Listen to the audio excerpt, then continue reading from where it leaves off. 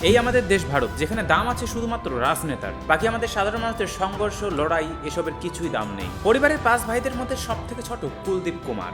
4 জন বড় ভাই টাকার অভাবে খেলা ছেড়ে দিতে বাধ্য হয়েছে, আর সবাই মিলে ঠিক করেছেন যে তাদের ছোট ভাইকেই খেলাবে। আর অন্যদিকে দেব কুমার মিনা, যার পরিবারের অবস্থাও ততটা ভালো না, কিন্তু তা সত্ত্বেও তার বাবা মা তাকে সাপোর্ট করছেন যাতে ছেলেটা খেলাধুলায় ভালো হয়। তারা বছরের পর বছর সংঘর্ষ করে লড়াই করে কাটিয়েছিল, শুধুমাত্র একটা আশা নিয়ে যে একবার চ্যাম্পিয়ন হতে পারলে হয়তো জীবনে সুখ আসবে। কিন্তু চ্যাম্পিয়ন হওয়ার পর হলো তার উল্টো।